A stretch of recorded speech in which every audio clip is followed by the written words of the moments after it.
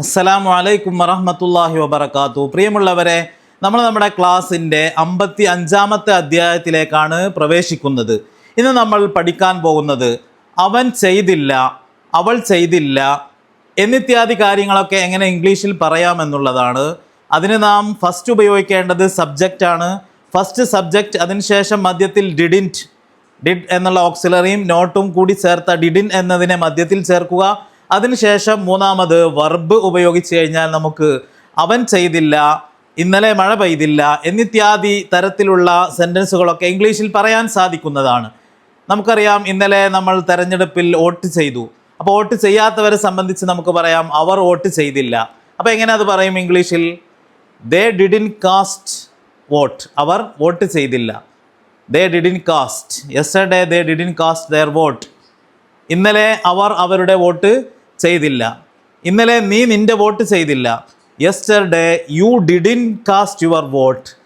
നീ നിൻ്റെ വോട്ട് ഇന്നലെ നീ ചെയ്തില്ല.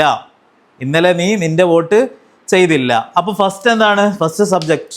അതിനുശേഷം ഡിഡിൻറ്റ് എന്നുള്ള ആ ഒരു ഡിഡിൻ എന്നുള്ള ഓക്സിലറി വിത്ത് നോട്ട് അതിനെ മധ്യത്തിൽ ചേർത്തു.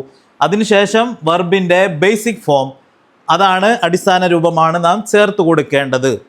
അപ്പോൾ നമുക്ക് കിട്ടുന്ന അർത്ഥം ഈ രൂപത്തിലായിരിക്കും. ഇറ്റ് ഡിഡിൻ റെയിൻ യെസ്റ്റർഡേ, ഇന്നലെ മഴ പെയ്തില്ല. ഇത്തരത്തിലുള്ള സെൻറ്റൻസുകളെയാണ് നാം ഇവിടെ പ്രയോഗിച്ച് പഠിക്കുന്നത്. നമുക്ക് മറ്റൊരു സെൻറ്റൻസിലേക്ക് പോവുകയാണെങ്കിൽ ഹീ ഡിഡിൻ കം, അവൻ വന്നില്ല. അപ്പോൾ അവൾ ചെയ്തില്ല എന്നാണെങ്കിലോ she didn't do her homework, അവളുടെ ഹോംവർക്ക് അവൾ ചെയ്തില്ല. ബസ് ഇവിടെ നിർത്തിയില്ല, ബസ് ഡിഡിൻ സ്റ്റോപ്പ് ഹിയർ, അവൻ അത് കേട്ടില്ല. ഹീ ഡിഡിൻ ഹിയർ ദാറ്റ്, അവൻ അത് കേട്ടില്ല. ഞാൻ നിന്നെ കണ്ടില്ല, ഞാൻ എന്നതിൻ്റെ സബ്ജക്റ്റായി ഡിഡിൻ എന്ന് മധ്യത്തിൽ വെച്ചു. കാണുക എന്നതിന് സി, നിന്നെ എന്നതിനുള്ള ഒബ്ജക്റ്റ് അത് നാലാമത് നമ്മൾ ചേർത്ത് കൊടുത്തു.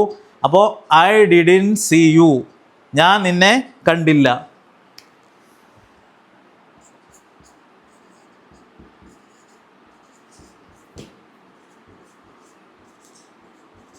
ഞാൻ നിന്നെ കണ്ടില്ല, ഫസ്റ്റ് ഐ, അതിനുശേഷം ഡിഡിൻ എന്നാണ് ചേർത്തത്. അതിനുശേഷം വെർബായ സി ഉപയോഗിച്ചു.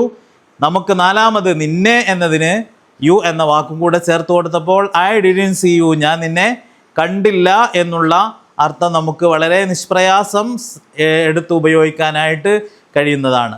അവൻ ആ ബുക്ക് വായിച്ചില്ല, he didn't read that book എന്നാണ് നമ്മൾ പറയേണ്ടത്. ഇങ്ങനെ വളരെ ലളിതമായിക്കൊണ്ട് ഈ ഒരു ആശയം നമുക്ക് പറയാനായിട്ട് സാധിക്കും. അപ്പോൾ ഇതിൻ്റെ വാക്യഘടന ഒന്നുകൂടെ ഓർത്തു വെക്കുക. ഫസ്റ്റ് സബ്ജക്റ്റ്, ദെൻ ഡിഡിൻ, അതിനുശേഷം വെർബിൻ്റെ ബേസിക് ഫോം, അതിനുശേഷം നമുക്ക് ആവശ്യമുള്ള ഏതെല്ലാം സെൻറ്റൻസുകളുണ്ടോ അതെല്ലാം ചേർത്ത് കൊടുത്ത് സെൻറ്റൻസിനെ ദീർഘിപ്പിക്കാവുന്നതാണ്. ഇതോടെ ഇന്നത്തെ ഈ ചെറിയ ക്ലാസ് ഇവിടെ അവസാനിപ്പിക്കുകയാണ്. ചെറുതെങ്കിലും ക്ലാസ്, ചെറുതെങ്കിലും ആശയം വലിയ ആശയമാണ്.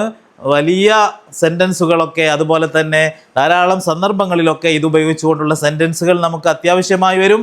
അതുകൊണ്ട് പ്രാക്ടീസ് ചെയ്യുക, വീണ്ടും വീണ്ടും പ്രാക്ടീസ് ചെയ്തുകൊണ്ട് ഇതിനെ വളരെ ഫ്ലുവൻ്റ് ആക്കി തീർക്കുക. അതുകൊണ്ട് ഇന്നത്തെ ഈ ക്ലാസ് ഇവിടെ അവസാനിപ്പിക്കുകയാണ്.